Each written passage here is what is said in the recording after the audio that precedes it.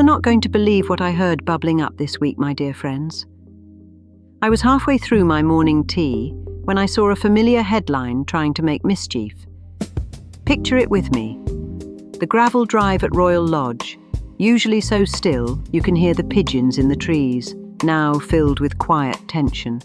Staff coming and going, cars idling just a bit too long. A courier waiting by the gate with a sealed envelope marked private. And somewhere behind those heavy curtains, Sarah Ferguson, reading words she's read before in headlines but never thought would land on her own doorstep.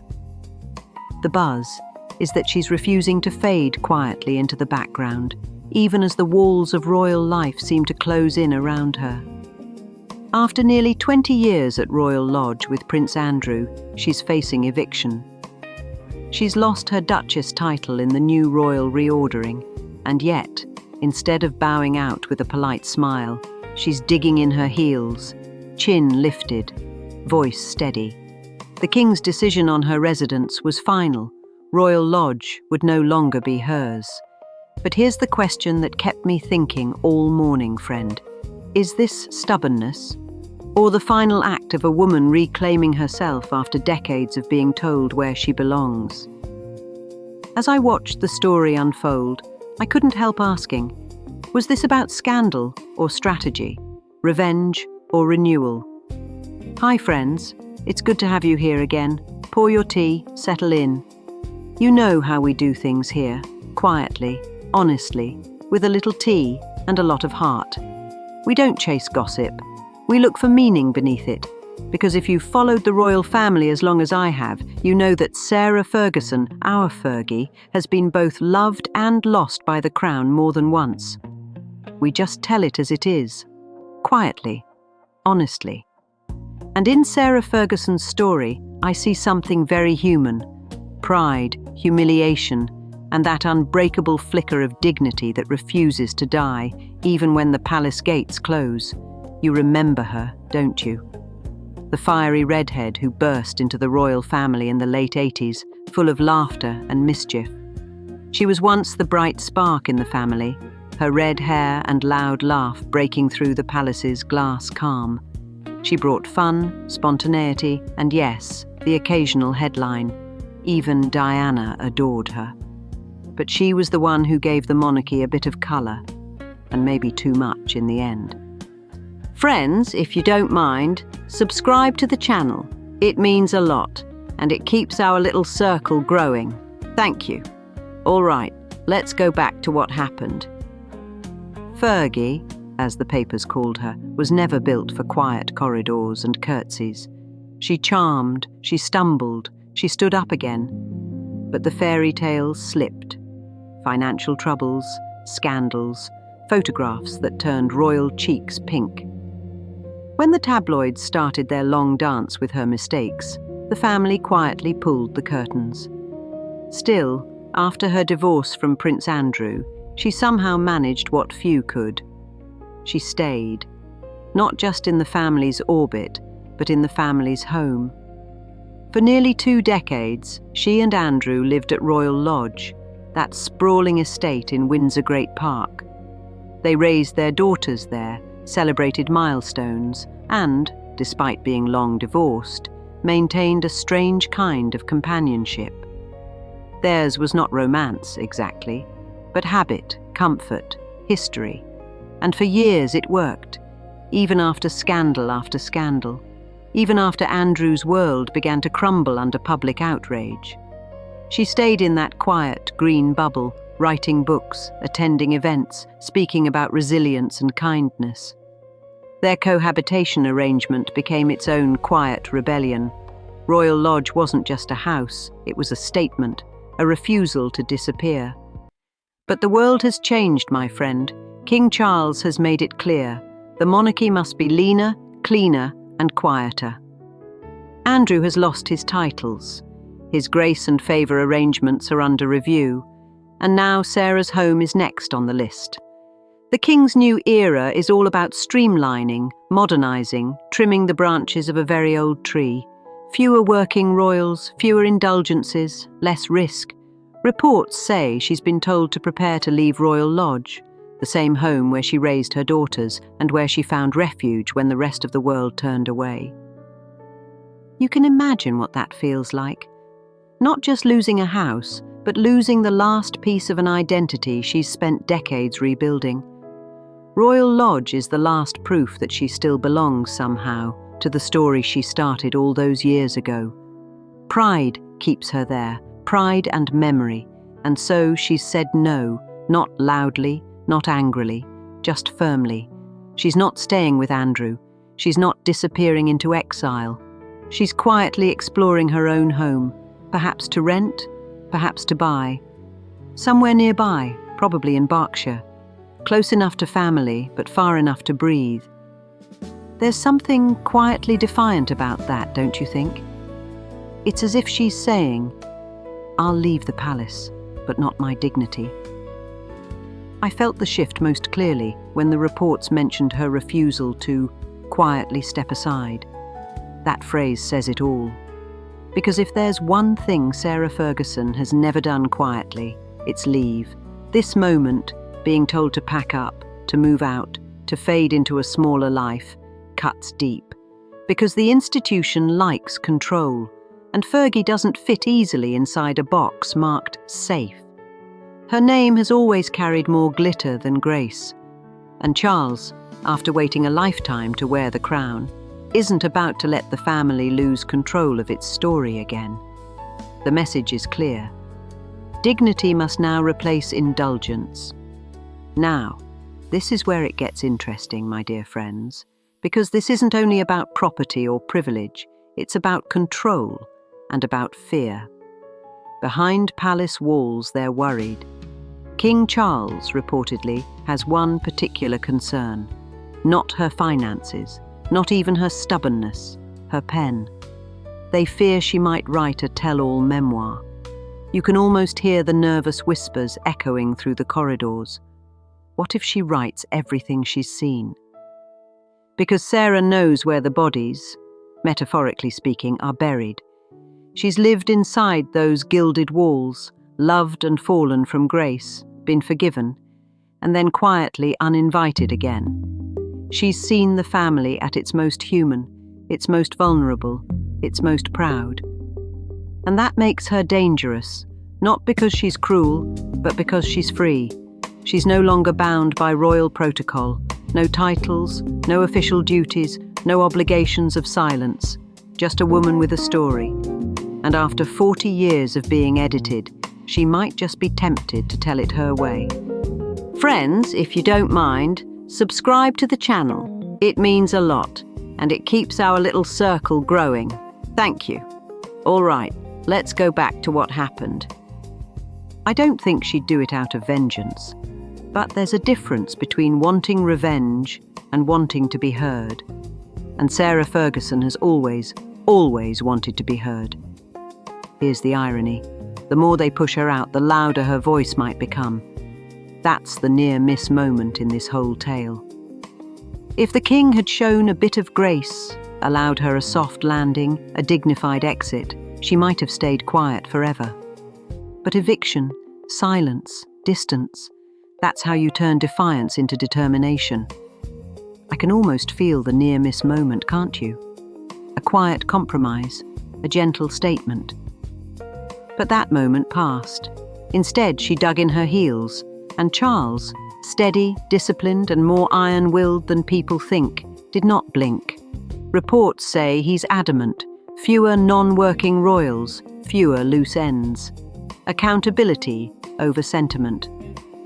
This isn't a personal vendetta from Charles. It's policy. A new monarchy for a new generation. He's drawing boundaries that his mother avoided. She believed in family first, even when it hurt the crown. Charles believes the opposite. Protect the crown, even when it hurts the family. She's collateral in the modernization of the monarchy. And it's funny how history repeats itself, isn't it? The same woman who was once too loud, too impulsive, too unconventional for royal comfort is again the one caught in the crossfire of royal politics. Only this time, it's not because she embarrassed them, it's because she won't disappear. Now, the generational divide is sharp here. Behind closed doors, Prince William reportedly takes a firm, almost cold line. He sees the Yorks, Andrew and Sarah, as liabilities. William and Catherine, it seems, want a clean break, a full reset for the monarchy's image. They've made it quietly known, friends, that they don't fancy the idea of living anywhere near Prince Andrew's royal lodge. The charm of old family ties is gone. The next generation runs on control. William has become the palace's quiet enforcer. He's learned that one act of mercy can undo months of careful planning. He reportedly told aides that keeping Andrew and Sarah close is unwise, not just politically, but morally. He wants the monarchy clean, modern, and free from shadows. And Catherine, steady, thoughtful Catherine, apparently agrees. But King Charles, for all his firmness in public, is made of different cloth. He's torn between two instincts: the monarch who must protect the crown and the man who can't stop being a brother, and perhaps a little sentimental. He's hesitating at the last moment out of loyalty, or maybe pity. After all, Sarah is still the mother of his nieces, Princess Beatrice and Princess Eugenie, and that's where this story gains its real depth. The king's struggle isn't about property or protocol, it's about family, about what happens when affection collides with duty. He's the last one holding out for grace. I keep thinking about the small details. I heard about a kindness that slid through the Cold War, a note delivered, a call returned, a private lunch offered without cameras or gossip. That's how this family survives itself, stern with the institution, soft with the individual. It doesn't fix everything, but it stops the bleeding long enough for wiser choices to be made. Still, there's something deeply human about this clash. Old wounds mixed with new rules. I've always thought that Fergie's greatest gift and greatest curse were the same: her refusal to pretend. She's open, emotional, chatty, flawed. Royals are meant to smile without confessing. She never quite learned that trick. And Charles, his strength is restraint. His greatest fear is chaos. Put the two together and you get friction. Now, about that awful word, entitled. Did the king call her that? I listened for the truth, and there it was beneath the noise. No verified evidence of that phrase on his lips. In fact, Sarah herself has said the king still calls her Fergie, with the kind sort of fondness that makes the room easier to breathe in. A nickname that sits on the tongue like an old friendship. The word entitled didn't drift from the king's study into the papers. It walked out of a bookshop. Andrew Lowney's 2025 biography used it right on the cover. Entitled, The Rise and Fall of the House of York. And once a word like that takes a seat at the table, people start pouring it like tonic. What stirred the pot then? Context, always context. Andrew's long, painful saga, the question of homes and titles, and who pays for what when the nation is counting pennies. Add to that Fergie's closeness to Andrew, loyal to a fault, some say, and her reported insistence on remaining in the royal orbit even after losing the title. Grace to some, entitlement to others. Palace insiders, commentators, and the ever-excited chorus of friends used it the way people use a shortcut, quick, sharp, and not always fair. The word entitled stopped being a book and became a mood. It was shaped by commentary and the exhaustion of a long scandal that refused to pack its bag. But even in the thick of it, Fergie kept saying kind things about the king. That he'd always been gracious. That his manner with her hadn't turned cold or petty. The word from her camp was loyal. She didn't set fires, she poured water. That little detail is the reason I won't let the loud headline win. It tells me they know where the soft ground is, even if the fence needs mending. Sometimes the kindest thing a king can do is say no. Not because he doesn't care, but because he does. about the institution that outlives all of them. It's the grown-up choice no one claps for. People forget that dignity and popularity are not the same garment. I've followed her for years, friend, and if there's one thing I've learned, it's that Sarah Ferguson doesn't vanish, she reinvents. When the royal doors closed in the 90s, she became an author. When the scandals came, she became a motivational speaker. She built partnerships, wrote children's books, even appeared on talk shows, always smiling, always insisting she was learning, healing, growing. Say what you will about her, she's resilient. And resilience, when mixed with pride, can be a dangerous combination. Now, those same instincts are back. The press says she's exploring independent housing options, maybe renting first, then buying. She wants her own front door, her own decisions, her own nameplate, not the Duchess, not Andrew's ex-wife, just Sarah. She's tired of being defined by proximity, to men, to scandals, to palaces. She wants to define herself by persistence, by movement, by survival. Her daughters, Princess Beatrice and Princess Eugenie, have always spoken of her warmth and humour. And though they're close to their father, it's their mother who has modelled how to recover from humiliation without losing hope. That matters. That's legacy, in its own quiet way. I should tell you what I felt when I watched a particular walk-up, the small flight of steps to a side entrance most people never see. Sarah's shoulders were square, her face careful, the stride, not defiant, not defeated, accepting, perhaps, or just tired. Tiredness can be the friend of wisdom. It slows the tongue and steadies the hand. If she lets that tiredness teach her, this chapter can end with grace. As for the king, I've rarely seen him so still. He isn't gloating, he isn't raging, he is governing, at least in the limited domestic sense. That's the part we forget about monarchs. The grind, letters, meetings, wording, timing. He is governing. So here we are, my dear friends, watching yet another woman from the royal world learn the oldest lesson of all. The palace may forgive, but it rarely forgets. And when the tides change, you must choose, disappear quietly or swim for your life. Sarah Ferguson has chosen to swim. Not elegantly, perhaps, but determinedly. She's leaving the comfort of old walls, the shadow of her ex-husband, and maybe even the last illusions of her royal identity. But she's doing it on her own terms. Some reports call her difficult. Others call her defiant. I call her human. Because how many of us, when pushed to the edge, would really go quietly? Especially after a lifetime of being told to smile and curtsy while others decide your fate. It's funny, isn't it? The same woman who once embarrassed the monarchy with scandal is now teaching it a lesson in grace. The grace of refusing to vanish. The grace of standing up, even when your title no longer follows your name. Maybe Charles will win this battle. He usually does. The monarchy will look cleaner, tighter, more efficient. But something tells me, my friends, that victory won't feel sweet. Because even as he modernizes, Charles risks looking cold, a king who values order more than empathy.